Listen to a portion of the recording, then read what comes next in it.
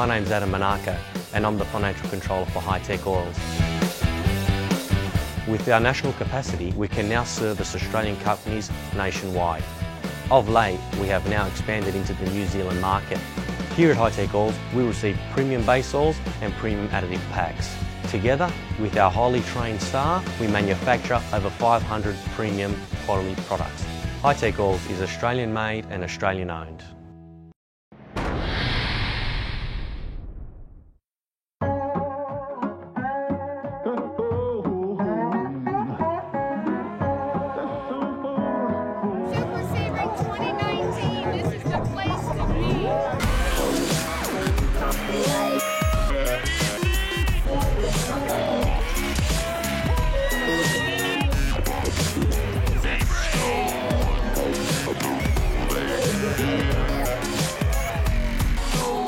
This is the Woodstock of automobile racing.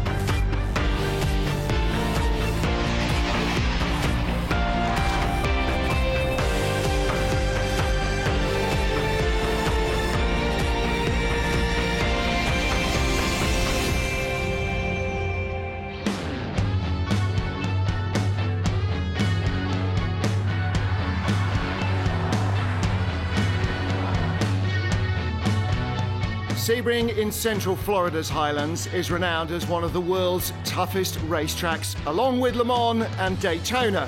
It is part of sports car racing's holy trinity.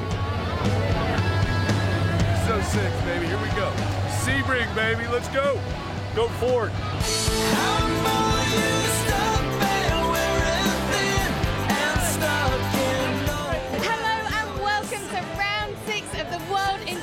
Championship. We're in Sebring, the heart of endurance racing in America. Just take in this atmosphere. It's been 7 years since we were last here, and this time our teams have got 1,000 miles to contend with.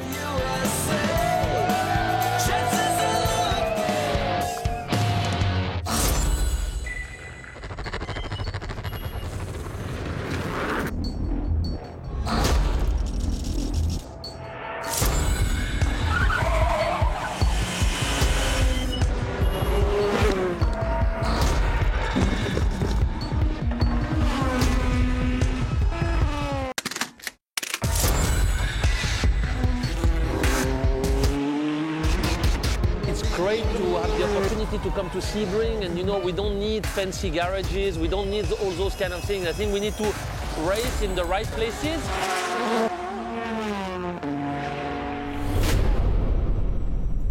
See the bumps and the heat together, physically it really gets to the driver and to the car. It's putting a lot of wear on the tires and what the suspension and the cars have to deal with lap by lap. 8 hours will be a challenge.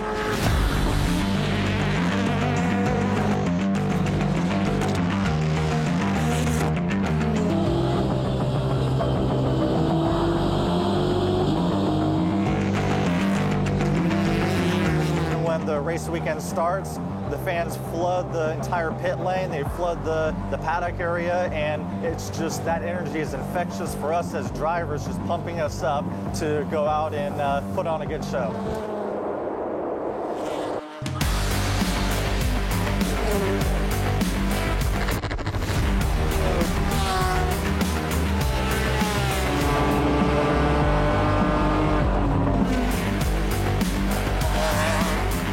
See the fastest lap times ever around that track. For sure the record's going to be broken quite easily.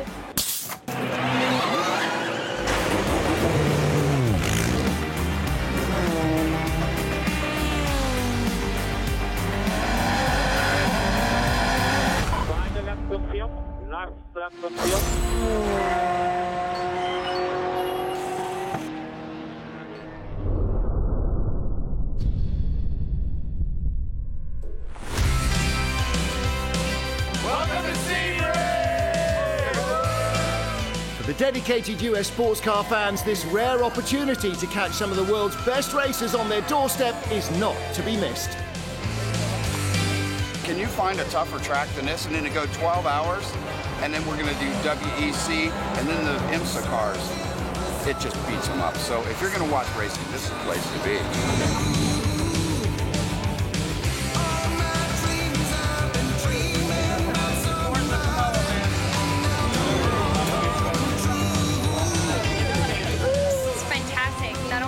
The opportunity to see fantastic racing, fantastic car and engineering. It's just great to see them back. I couldn't wait. Is it nice to be back? It is, yeah. A lot of friendly face in the paddock. I think everyone welcomed me back, and I've done a lot of racing in the US before as well. So within both paddocks, I feel right back at home, and yeah, really happy to be back in the WEC. I mean, it's more risky, but it's also more rewarding when you do a good lap, because it's harder to get close to the limit than a normal track. So no, it's a good feeling, and it's great to drive around here.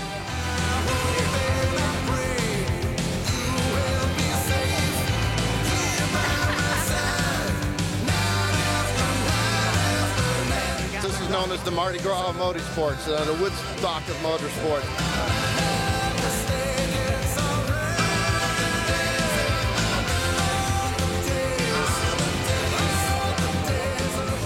I love the WEC.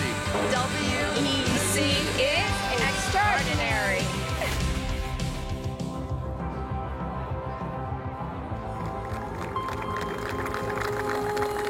As the grid formed up, there was a moment to remember the late Charlie Whiting, who passed away sadly during race week. A friend, confidant and mentor to many in the paddock.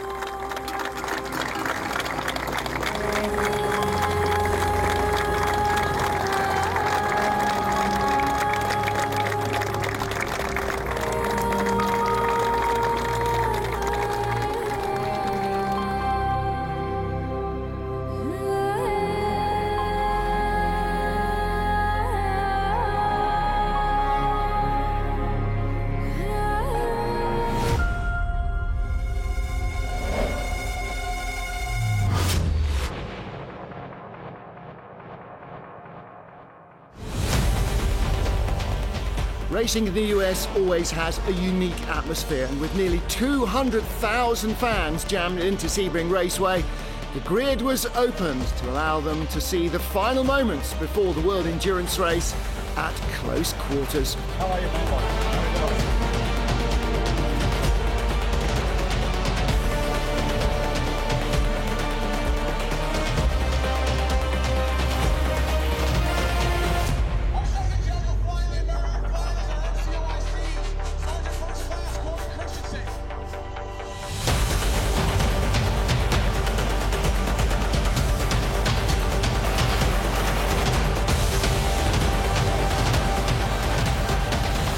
Pole sitters in the GTE AM class, 77 Dempsey Proton, Julian Andlau and Matt Campbell joining Christian Reed, still the only man to have started every FIA World Endurance Championship race.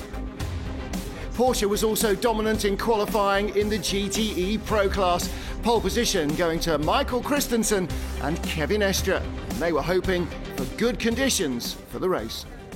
Now the weather is changing a lot. There was a few drops on the way to the grid, so drop of rain, so it's going to be interesting. I hope it's going to stay stable, because this track is already challenging enough when the weather is stable. So, but we'll see. We have a good car. Sebring 12-hour drivers and crews were also mingling with the fans on the grid, like Timo Bernhard, catching up with old friends. I mean, I spoke with a lot of fans, and many fans from Europe, and they say they like this because it's one more reason to fly over here to have both of the best championships in sports car on one race. So I think it's a perfect event, I think. At the top of a tight LMP2 qualifying battle, again Jackie Chan DC Racing went 1-2. Points leaders number 38, Gabriel Orbi Hopintung and Stefan Richelme claiming the class pole and that vital bonus point.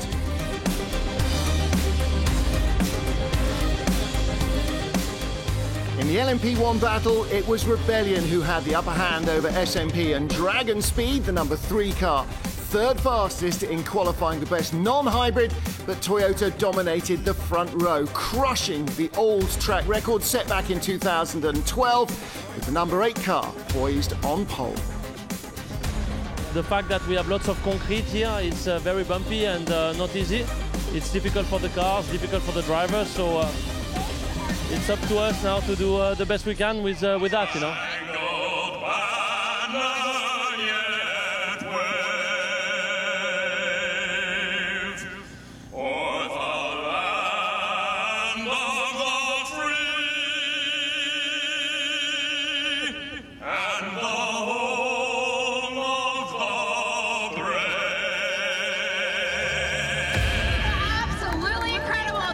The Super Sebring weekend was a joint effort between the ACO, the World Endurance Championship and IMSA, bringing the world's greatest sports car racers together in one place.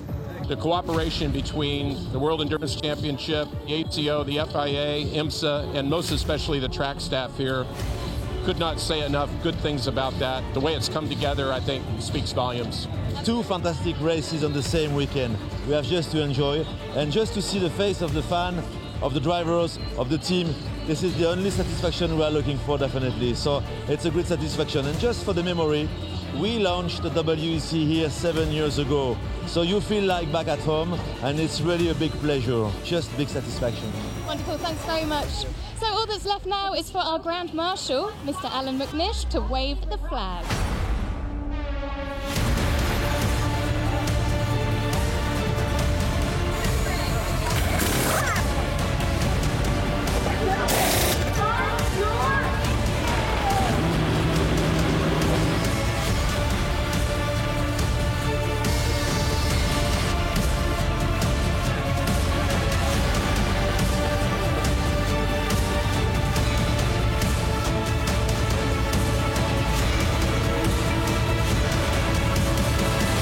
Seconds to green flag.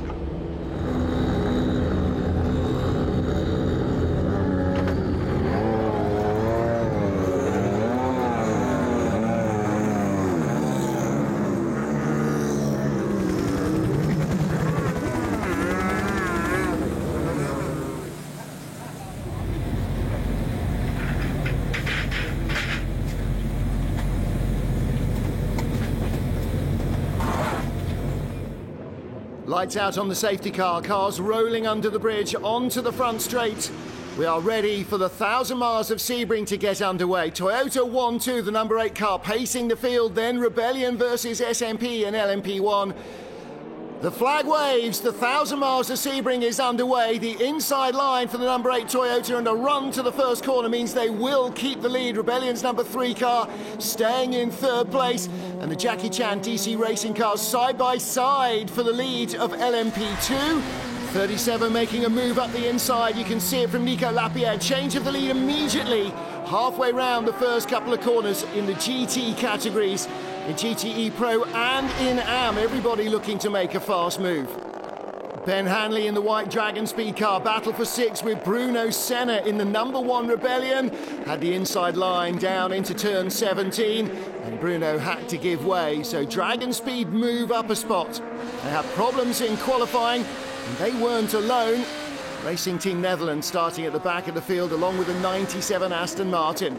Nico Lapierre trying to grab second place in LMP2 from Ho Pin Tung. Around the bumpy circuit, Ho running out a little wide. Lapierre with the inside line, diving through. He's up to second place, and there's further trouble from behind. The 31 car in the hands of Anthony Davidson. Toyota streaking away out front for the moment. Sebastian Buemi just staying out of the reach of Jose Maria Lopez. Trouble for Bruno Senna, number 1 Rebellion in the pits. You can't wheel the car into the garage here. If the problem is a major one, they're going to have to go all the way back behind the wall. GTE Pro battle for 4th place. It is Ford versus Corvette. Now that is generations old. Antonio Garcia in the single Corvette around the outside of Stefan Mucker in turn 17. This requires ultimate trust between the drivers. Mucker makes it hard but doesn't wipe him out into the tyres. That is a big move from Antonio Garcia. The Corvette now set on chasing down the BMW in front for 3rd position.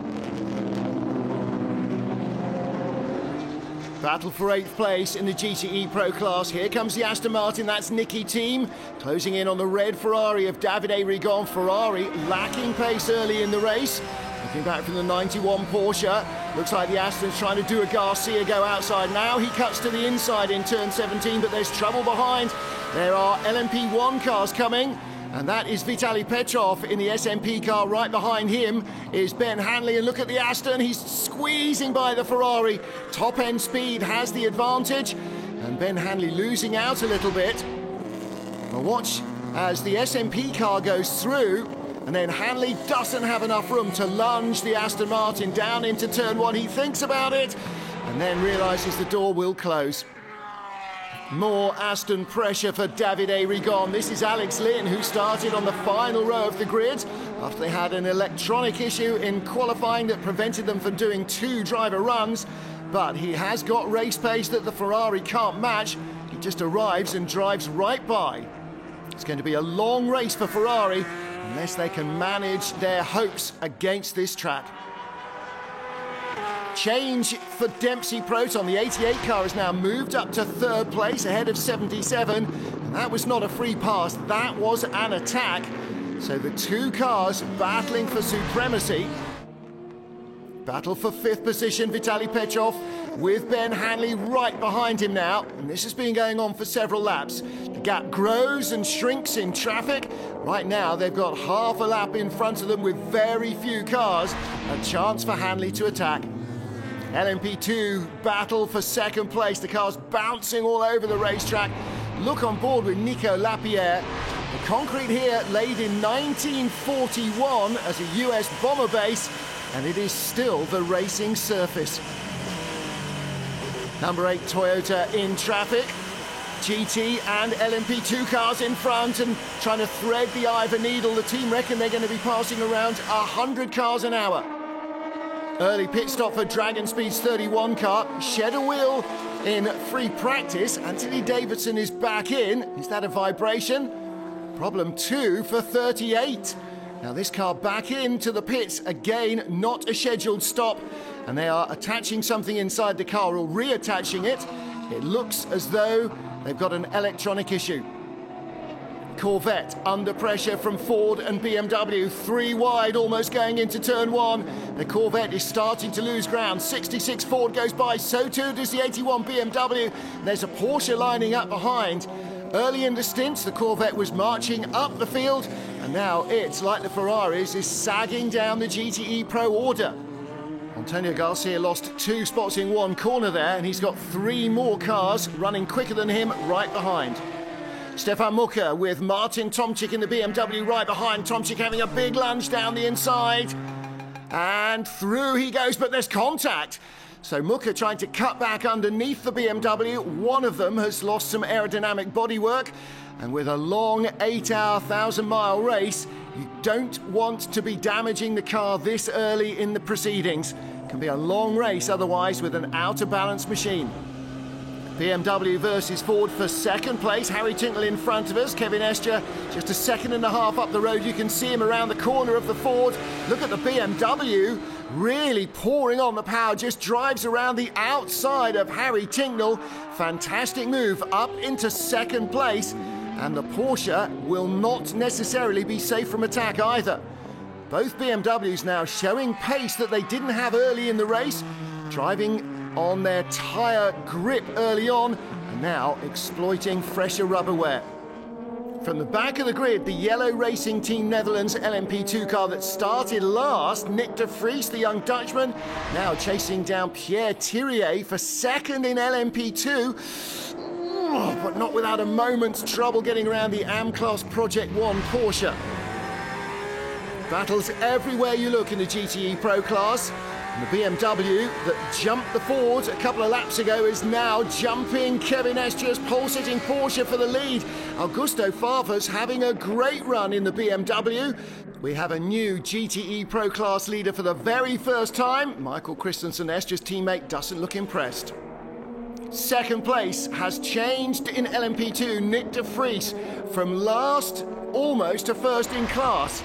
And here's how it happened, the long way around the outside, and he grabs the spot.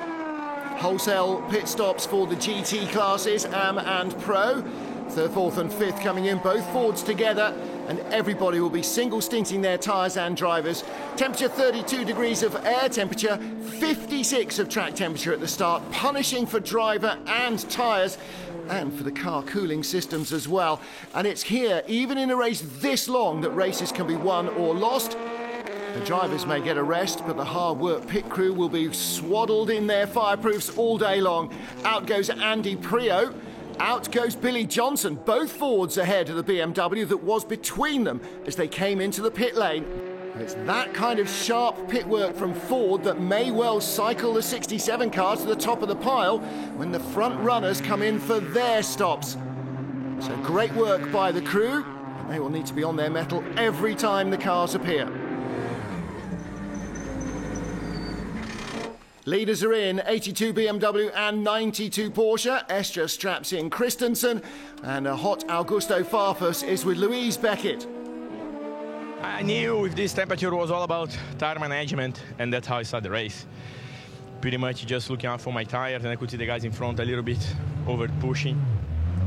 And I knew looking at the tires would have been our only chance. So still a long way to go, but it's good to show some speed, some pace. Now let's have some rest and bring it home. Big changes after the first round of pit stops. Andy Priaulx some way up the road from this four-car battle for second. Bruno Spengler in the BMW, Michael Christensen the Porsche, then Billy Johnson's Ford ahead of Nicky Katzberg in the other BMW. No sign yet of Ferrari or Corvette really finding much pace on fresher tyres. It looks at the moment to be a Ford, Porsche, BMW three-way scrap. Nicky Katzberg in the BMW having a run on Billy Johnson, squeezes in front, but Johnson comes back down the inside, retakes that position. Fernando Alonso ready for duty. Sebastian Buemi out wide in the number 8 lead Toyota. Real puncture risk every time you drop a wheel off the circuit though. Trouble for SMP Racing, 5th position Vitaly Petrov with a right rear puncture. That is very likely to be by dropping the wheel off the circuit.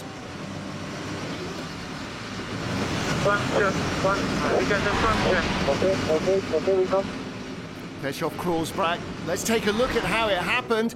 Down the far straight, just a huge explosion as the stressed tyre lets go. It's delaminated, shredded itself all the way around the suspension.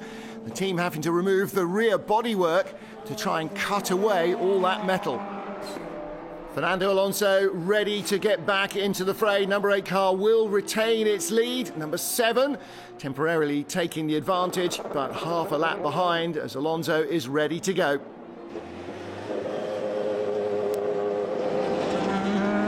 So many fans and so much racing here at Super Sebring.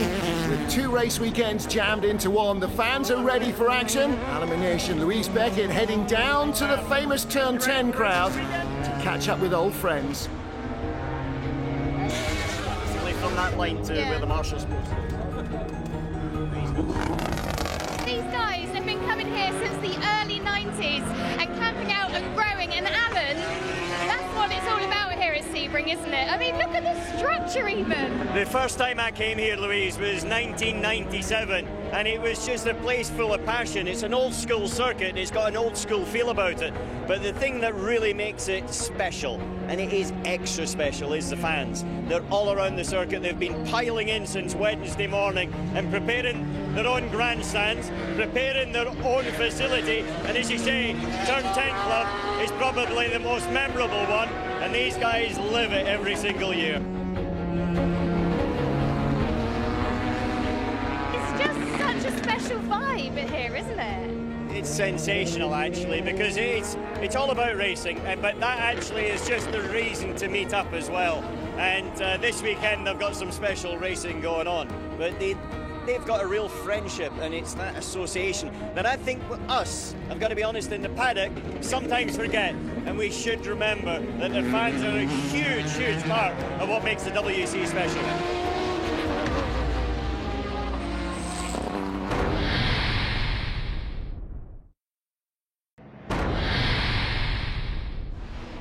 SMP Racing's Igor Orochev now ahead of Nathaniel Berton in the number 3 Rebellion. A change for third position. The battle seesawed to and fro, and in the end it was traffic as so often. Berton caught out behind the Ferrari. Orochev the long way round, up into third. Changes again in the GT balance of power in the Pro class. Porsche and Corvette coming back into the equation. The big yellow thundering V8 powered machine working its way into the battle between Ford and BMW. But class leader Andy Priaulx is way out front. Folks, are they closing? No, mate, you're extended. He's holding them all up for us, although that is starting to spread a little bit as well. Toyota still dominating the race, number 8 pulling away from the number 7 car seemingly with every lap. Fernando Alonso overtaking more cars per lap than in the average Formula 1 season. That's one of the real challenges of the circuit. We cannot be more unlucky with the traffic. Yeah, I saw that. Don't worry, continue. Full course yellow, full course yellow. First caution of the race, nearly 2 hours into the 8-hour distance, and this is Igor Orochev. The BR Engineering driver off at turn 1, runs wide. Oh, so nearly got away with it, but snagged the tyres, and that is a huge debris field. That's going to take a while, not just to move the car, but to get rid of all that carbon fibre, and he is absolutely livid. Wholesale pit stops then, just about at the right time for everybody. Fresh tyres, fresh driver, full tank of fuel, and the GT battle will rage on again. In comes the race leader, Fernando Alonso, for fuel. And the door opens for the passenger side, so he will stay in. 67, our GTE Pro leader. Andy Priaulx still with a very handy margin over the massive battle behind in the Pro class. So full service for Ford. Safety cars out, that'll bring the field back together. Ford lose their advantage. That's a bit disappointing. Had a really good outlap, good stint, and yeah, put a nice gap to P2, but it's all closed up again. That's racing, but yeah, we've got a great setup at the moment, so hopefully we can get our head down and go again. But it was a very tough first stint for Harry. He did a great job, kept it pretty much in position, and then I managed to jump the P1 car on the outlap, which was really nice, and then got my head down. So really happy with the stint, but yeah, safety car, that's racing, and we've just got to, you know, this is not won until the last lap, so you just got to keep your head down and deal with what comes your way. Back to green flag racing, and the number 8 Toyota is the beneficiary of the safety car. The number 7 car couldn't pass slower cars until the line, and the gap that was down to just about a couple of seconds automatically opens up. The GTE Pro Class battle continues to rage. Aston Martin now finding a little bit more pace, up to 5th and 6th ahead of the 92 Porsche. So Kevin Estre, the car that started at the front of the field with Michael Christensen and led early on, now down at the bottom of the top half dozen. What can they do about the Astons? In the GTE AM class, Giancarlo Fisichella bringing the 54 Spirit of Race Ferrari back into the equation. Matt Campbell, the Porsche Junior driver, in front of him, just 24 years old already, very experienced in GT racing. And Giancarlo Fisichella with a bit between his teeth. First stint of the day for the Italian in the Ferrari, in third, and definitely looking to move up the order. Through has gone Fisichella. Was the Corvette part of the problem for the Porsche? It had been right behind Fizzy. It looks as though the Italian may well have used the faster car to get by the Porsche. Whatever, Fisichella up to second, the leader in GTM right in front of us. And this is not the Corvette's problem. Fisichella just had a good run going down the inside onto the back straight. Matt Campbell running out wide onto the dirt, losing traction. Jörg Bergmeister, the GTE AM leader in the Project One Porsche, right in front of Giancarlo Fisichella. Egidio Perfetti started the car. Louise Beckett is with him now. It's fantastic. I mean, the team did a great job. Porsche helped us, DHL helped us, so it was important and fantastic to get the second car here. And okay, it took us some time, but we are pleased with the performance in qualifying, and even more so now in the race. I think that Jörg is defending for position. We are leading the race. Obviously, Fisichella behind him is pushing hard. We'll see how this pans out, but we are very pleased to be here and to be competing so well. Bergmeister in the tyres at turn 1. What happens here? It's Fisichella on the inside, drifts wider. And Bergmeister has no way of saving it. It wasn't a big impact. Looks like the car's okay. There's Jörg Bergmeister. So he is running still, rear wing attached and straight. He's down to 5th. Fisichella leads, but surely the stewards will look at that not beneficially for the Spirit of Race team. Mike Conway slots himself into the number 7 Toyota. Still second place as they came into the pit lane, a lap ahead of the number 8 car in their pit stop sequence. Adjustments being made. Fernando Alonso out as he stops the lead car, and Kazuki Nakajima is the man who will take over. First stint for Kaz in the car. Trouble in turn 17 for Pastor Maldonado. Fresh out of the pits, drifts out wide on the marbles and drags the rear end of the car off. That's the second rear end on the car. They've already had to change it. And there's debris in the road as well. Oh, and the Ford runs over it. I have debris on track at the exit of T17. I have debris on track at the exit of T17 on the race line. Maldonado heads back to the pits. He's not alone. Full course yellow to clear up the debris. And again, almost the entire GT field pits as one. 67 Ford still with the lead, just ahead of the 81 BMW. The errant bits of carbon fibre grabbed by the safety workers. Track is back to green, we're back to racing. Thank you. It's been a slow motion race on the speed limiters between Harry Tincknell in the Ford and Alexander Sims in the BMW, the two Brits with their thumb on the limiter button, desperately waiting to go green. And for Tincknell, fortunately, it was just before a corner. He managed to block any chance of the BMW getting past. And now as they build up to speed once more, it is a two-horse lead battle. The other BMW in third place, right behind the number 1 Porsche. We ride with Jimmy Bruni down the inside of Antonio Felix da Costa, through into third. Porsche stronger on the brakes. Aston Martin queuing up behind to have a go as well. And you can see there are LMP2 and LMP1 cars carving their way constantly through the field. Kazuki Nakajima goes outside, inside, just about everywhere apart from over the top. Look again as Jimmy Bruni gets the run down the inside. Antonio Felix da Costa couldn't close the door. Through went the Porsche. Henrik Hedman out of the number 10 Dragon Speed LMP1 car, hands over to Ben Hanley. Second race weekend in the US for Ben Hanley this weekend. Last week he and Dragon Speed were in St. Petersburg in Florida in Indy cars. The sun is setting at Sebring, cloudy skies and the forecast of rain. That's a rarity in 66 years of racing at Sebring. It's only rained 7 times in the 12 hours. That's not till the next day, but there is a forecast of rain before the end of the 1,000-mile World Endurance Championship race. Number 50, Labre Ligier, having a really good run, battling for 5th place with Francois Perraudot's TDS Oreca in front. The Oreca, one of 3 in the LMP2 field that's on Dunlop tyres. And the Labre competition car with Romano Ricci. He's got the bit between his teeth. He's closed down Perraudot, looking for a way by. Battle for 3rd in LMP2. Geert van der Gaard just ahead of Pastor Maldonado. Formula 1 refugees both used to driving at the highest level, but certainly not used to the amount of traffic that they have to deal with here. Maldonado with the team's last tail end on that car, so better make sure that this one comes back intact, no matter how the battle goes with the Dutchman.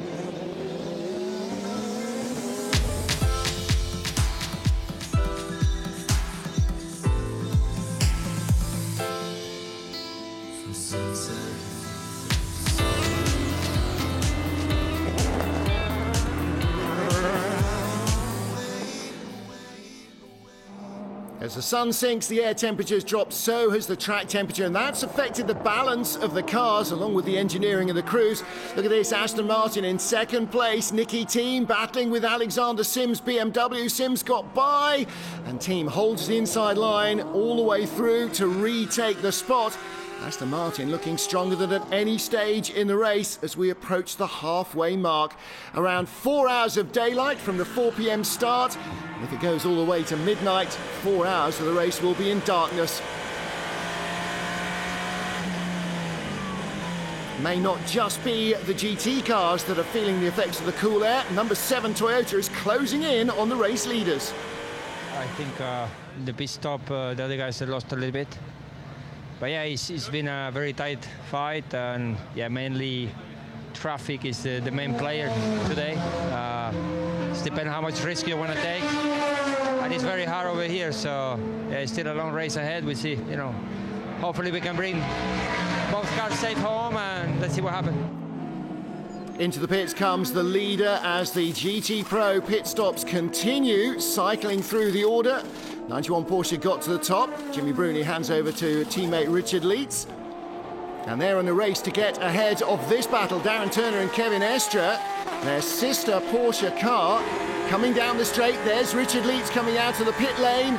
He's building up to speed. Estre at speed. He's got to follow the Aston. He wants to deny his teammate a chance to come through.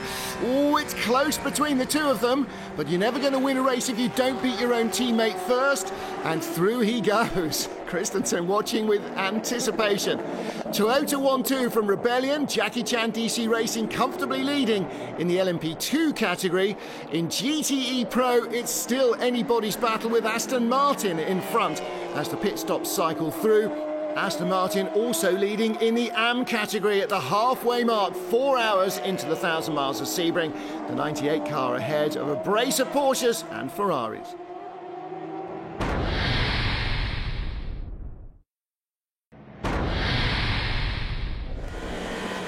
The lead battle is as close as it's been since about lap 2. Mike Conway within a second now of the race-leading number 8 Toyota of Kazuki Nakajima. There they go, carving their way through traffic. Nakajima gets to the slower cars first, but it looks at the moment as though he is just about getting enough brakes in the traffic. And here's a great example. Conway having to dive deep inside the TF Sport Aston Martin, just gets through. But the cards are falling well for the number 8 car. Darren Turner third, but no longer third, going slowly in the Aston Martin in the GTE Pro class, and here's why. He has spun the car. Well, that does not happen often. Out of third place. Oh no! From behind, he's been hit by the Porsche. And that must have been the 92 car of Kevin Estre. A stop-and-go penalty. Oh, on board with Estre.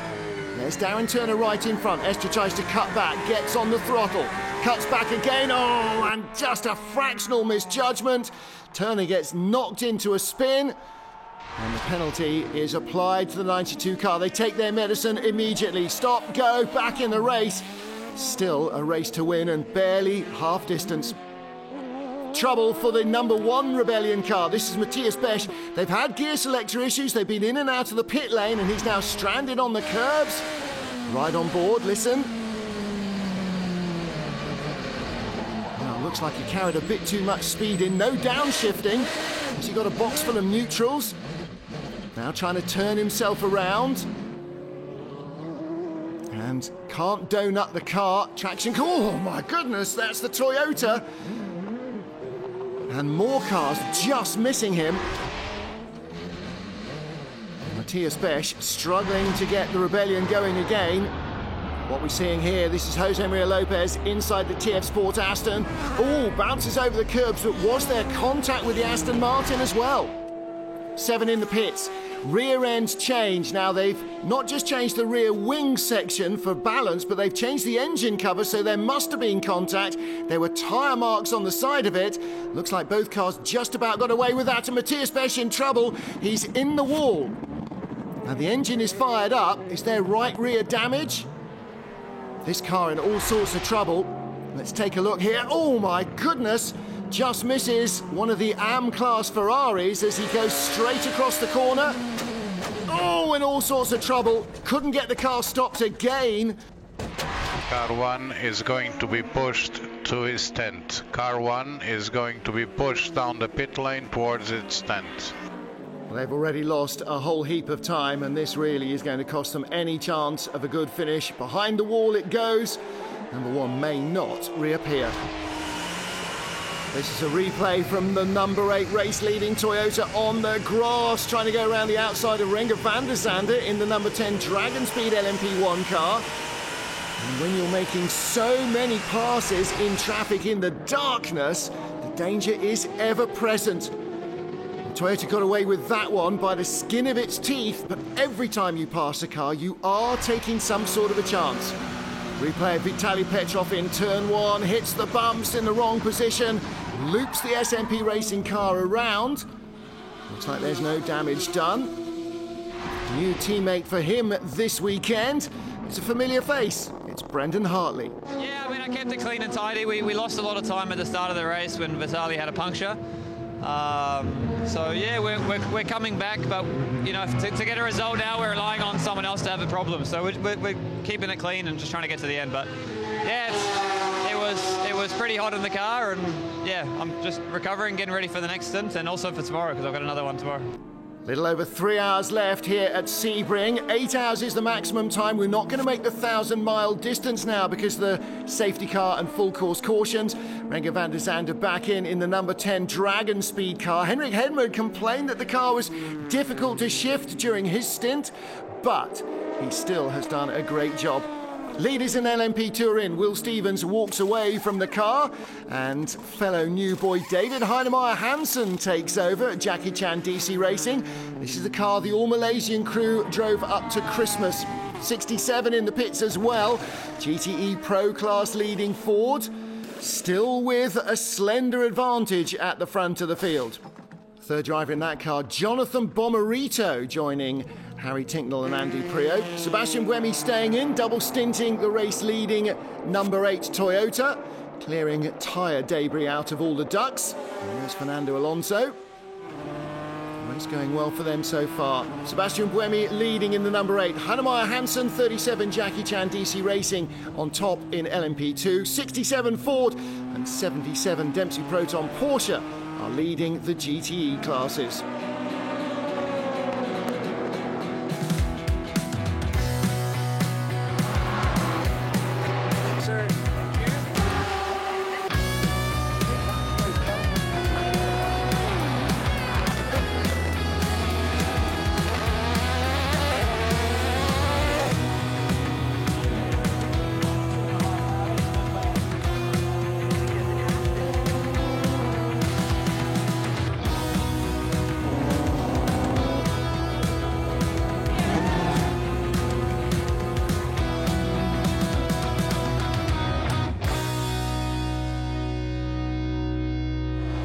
LMP2 firmly under control of the 37 Jackie Chan DC Racing car, but the 36 car from Alpine has been its closest pursuer.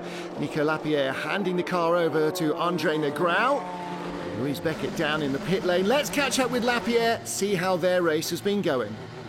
I mean, the darkness is pretty hard here on this track, and there is more rubber and marbles outside of the track as well. The traffic is hard, so it's going to be a tough end of race, but at least the temperature went down a bit, so it's helping. We just have to make the right tire choice now, because we have to go maybe to a softer tire to finish the race. We are checking this right now.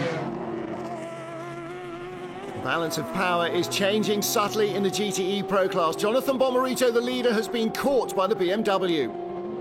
Okay, JB, you did a good job there, mate. You did a good job. So 1.7 gap, so we need to keep it behind us. Can't be exposed by that P1. Can't be that. I'm trying. Bomarito struggling to get around the AM Class 77 Porsche. That's not helping him. But the Ford's previously dominant pace has ebbed away with the sunshine.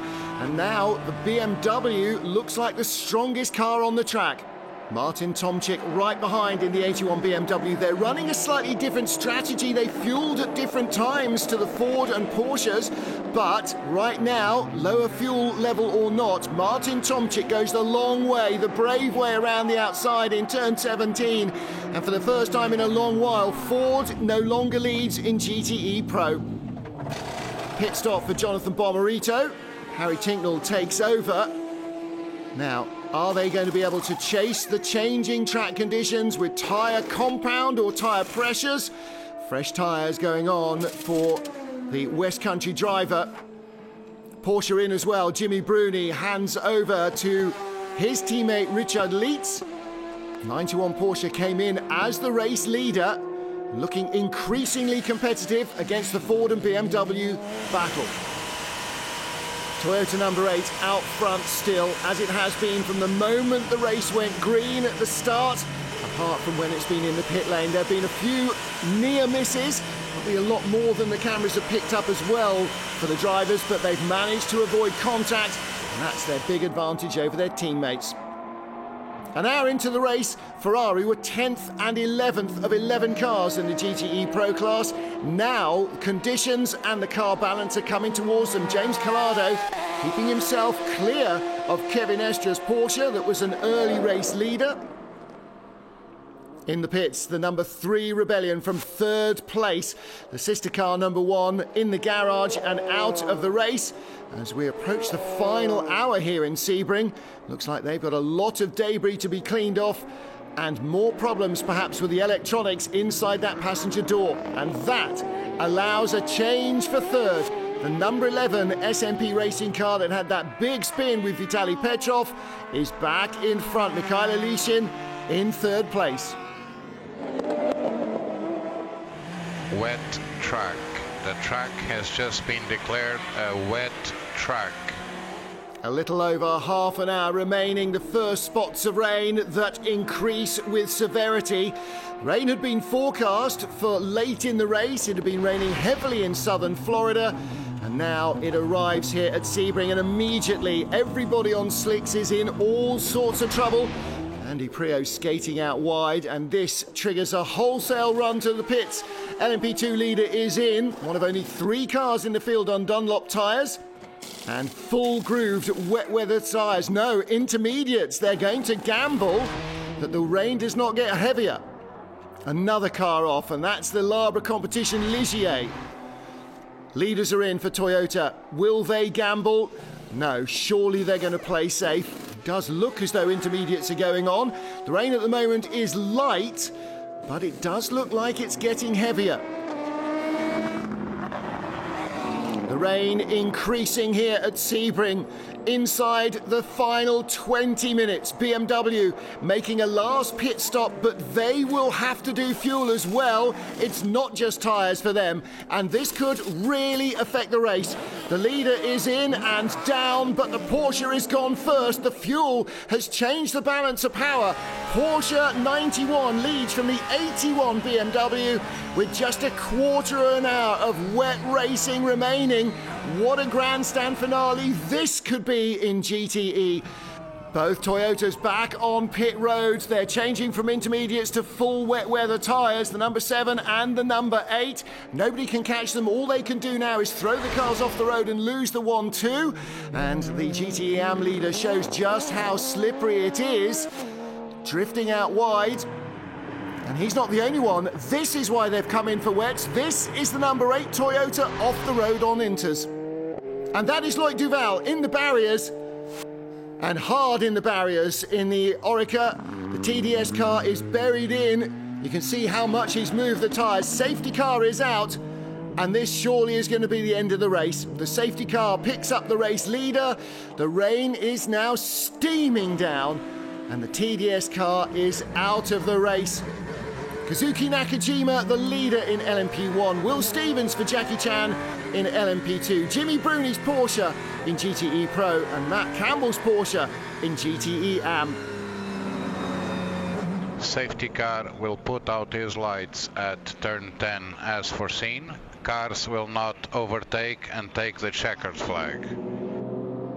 Final lap of the 1,000 miles of Sebring. As we approach midnight, Toyota claim a 1-2 victory ahead of SMP Racing in the LMP1 category.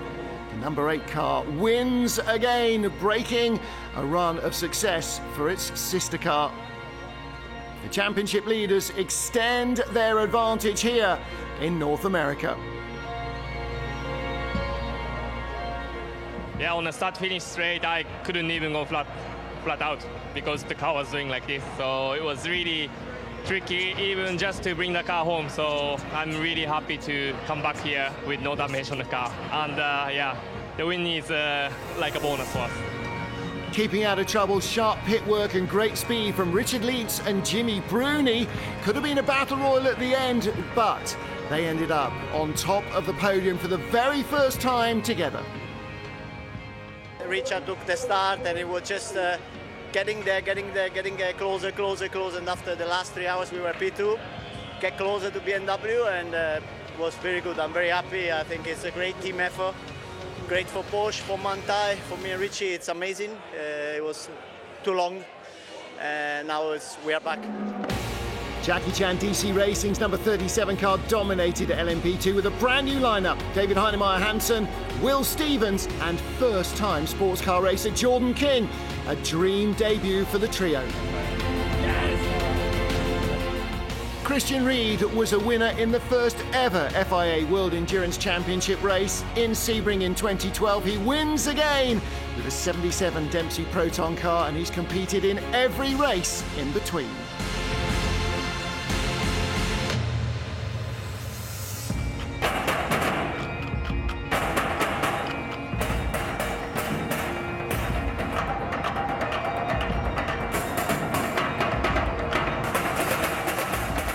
A wet end was not enough to dampen everybody's enthusiasm for a fantastic Sebring race. The GTE Pro Class battle was always in question.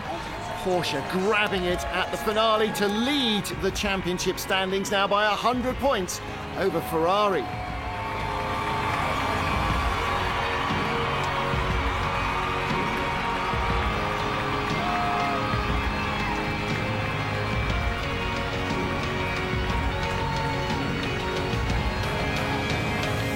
The number 8 Toyota team stopped their teammates' run of success in its tracks as they claimed their third win of the season. 15 points clear now in the championship battle with their teammates.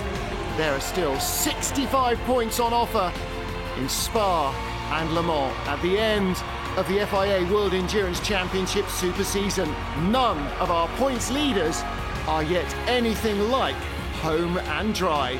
There is a lot of racing still to be done.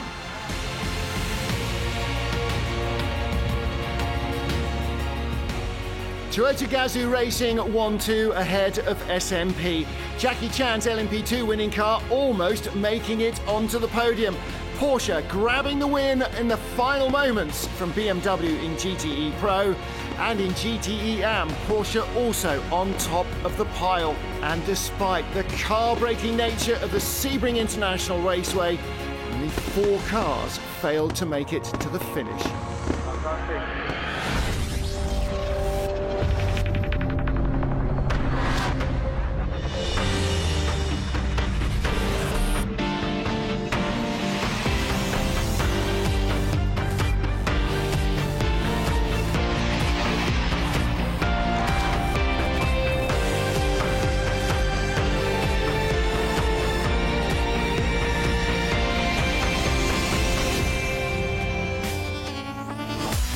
More to come after the break as we head over to Germany and to the town of Rüdersdorf for the final round of the 2018 FIM Enduro GP World Championship.